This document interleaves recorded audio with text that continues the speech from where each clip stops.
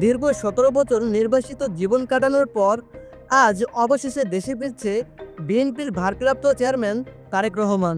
তিনি ইতিমধ্যেই ৩৬ জুলাই এক্সপ্রেসওয়েতে প্রবেশ করছেন।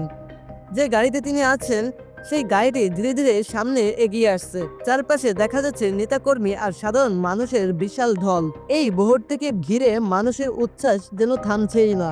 রাস্তার দুই পাশে দাঁড়িয়ে থাকা মানুষ হাত নাড়াচ্ছে, স্লোগান দিচ্ছে, কেউ কেউ আবেগে চোখের জল ধরে রাখতে পারছেন না। আর তারেক রহমানও গাড়ির ভিতর থেকে বারবার হাত নাড়িয়ে তাদের অভিবাদনের জবাব দিচ্ছেন।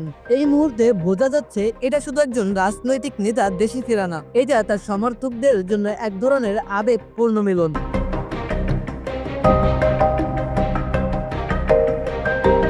১৭ বছরের দীর্ঘ সময় মামলা, সমালোচনা, বিতর্ক সবকিছুর পরও নেতাকর্মীদের ভালোবাসা যেন একটুও কমেনি। আজকের এই দৃশ্যটা তার সবচেয়ে বড় প্রমাণ। তারেক রহমান নিজেও এই সমর্থনে আপ্লুত। কাছের মানুষদের মাধ্যমে তিনি জানিয়েছেন, এত বছর পর দেশে ফিরে এমন ভালোবাসা পেয়ে তিনি গর্বিত।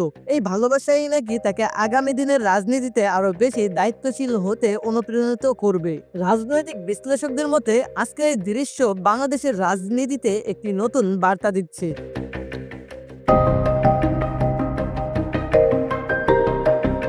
তারেক রহমানের প্রত্যাবর্তন বিএনপি রাজনীতিতে যেমন গতি আনবে, তেমনি রাজনীতির মাঠে উত্তাপও বাড়াবে।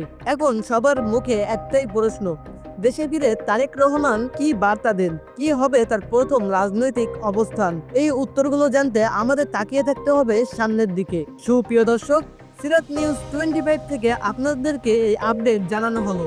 এরকম নিত্য নতুন আপডেট পেতে আমাদের এই চ্যানেলটিকে এখনই সাবস্ক্রাইব করে সাথে থাকুন। তাহলে দেখা হচ্ছে অন্য কোনো ভিডিওতে। আমি এখন এখানে বিদায় নিচ্ছি। আল্লাহ হাফেজ।